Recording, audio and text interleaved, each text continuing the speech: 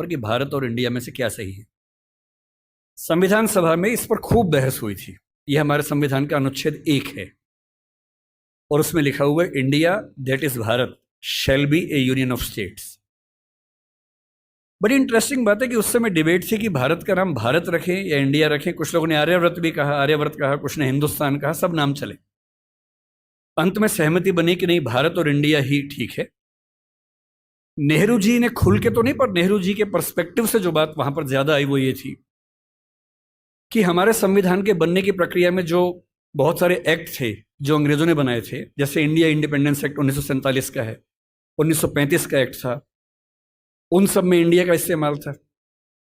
उस समय के भारत की तरफ से जो समझौते अंतर्राष्ट्रीय थे उन सब में इंडिया नाम था। पश्चिम की दुनिया हमें इंडिया के नाम से जानती थी, अमेरिका हो, फ्रांस हो, कोई भी हो, सब इंडिया जानते थे। नेहरू जी का मिजाज जो था वो ये भी था कि हमें ग्लोबल पर्सपेक्टिव में चीजों को देखना है, पूरी दुनिया से संवाद करना है, क्योंकि उनकी रुचि अंतर्राष्ट्रीय मुद्दों में ज्यादा थी, बहुत ज्यादा थी।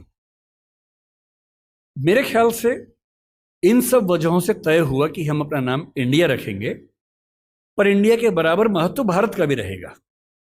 तो लिखा गया India that is Bharat. India जो कि भारत है, राज्यों का एक संघ होगा। 4 दिन पहले की बात है, मैं हॉलैंड में एक टैक्सी में बैठा हुआ था। इंटरेस्टिंग मत सोच के देखिए, टैक्सी का ड्राइवर मोरक्को का रहने वाला था। उसको जैसे ही पता लगा मैं भारत से हूं, उसने मुझसे यही सवाल पूछा। उसने कहा कि यू आर फ्रॉम इंडिया? मैंने कहा yes. We are listing to a debate India और Bharat, what do you think? मैं बड़ा चकित कि ये मोरक्को का आदमी हॉलैंड में रहता है, इसके मन में ये सवाल आ रहा है। तो मैंने कहा कि ये तो राजनीतिक कारणों से हुआ है, लेकिन बात अपने आप में सही है। मैंने कहा जैसे बॉम्बे मुंबई हुआ, मुझे खुशी हुई, क्योंकि मुंबई की आबादी के लिए मुंबई में जो मजा है वो बॉम्बे में नहीं है। बॉम्बे तो अंग्रेजों ने नाम दिया था।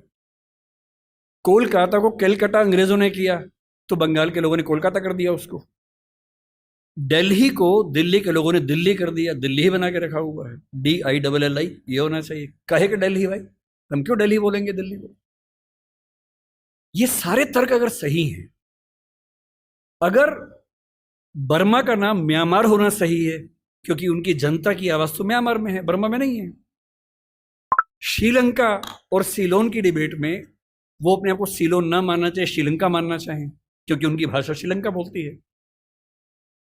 तो मेरे मन में सवाल बड़ा साफ आता है कि भारत इंडिया क्यों होना चाहिए। मैं फिर स्पष्ट कर दूं, मैं सरकार के पक्ष में नहीं बोल रहा हूं, मुझे उनसे रत्ती भर मतलब नहीं, मैं एक विचार की बात कर रहा हूं। और मैं जब संविधान पढ़ाया करता था, अनुच्छेद 1 पढ़ाते हुए मैं हमेशा बोलता था कि मुझे चुभन होती है ये पढ़ते हुए कि इंडिया दैट इज भारत। दोनों ही लिखने थे तो भारत दैट इज इंडिया कर देते। अगर दोनों ही लिखने थे, ठीक है, दोनों रखें, क्या दिक्कत है। इंटरेस्टिंग बात इसके बाद है, मोरक्को के उस ड्राइवर ने उसके बाद पता है क्या कहा?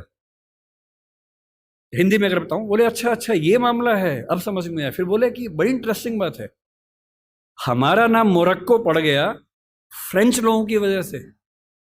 मोरक्को के लोग मोरक्को को मगरिब बोलते हैं।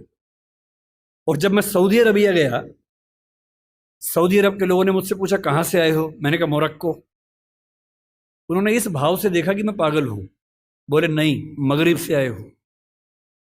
अगर मगरिब की आबादी खुद को मगरिब कह के खुश है, तो उसे फ्रेंच लोगों की वजह से मोरक्को क्यों कहा जाए? इंडिया शब्द वेस्ट ने दिया और बुरे भाव से दिया। उनकी नजर में इंडियन होने का मतलब है बहुत पिछड़ा हुआ होना, रेड इंडियंस, वेस्ट इंडियंस। तो आज ये क्यों हुआ? मैं समझता हूं कि राजनीतिक निहितार्थ है, और उस राजनीति में मेरी रुचि जरा सी भी नहीं है। लेकिन ये आज हो या कभी भी हो, मैं इस पक्ष में हूं कि देश का नाम देश की भाषा में होना चाहिए, और देश की भाषा भारत के पक्ष में है। आप इंडिया भी रख लीजिए, इंडिया दैट इज भारत के बदले भारत दैट इज इंडिया मेरी पहली पसंद होगी। मुझे इंडिया से दिक्कत नहीं है, पर भारत मेरी पहली मोहब्बत है।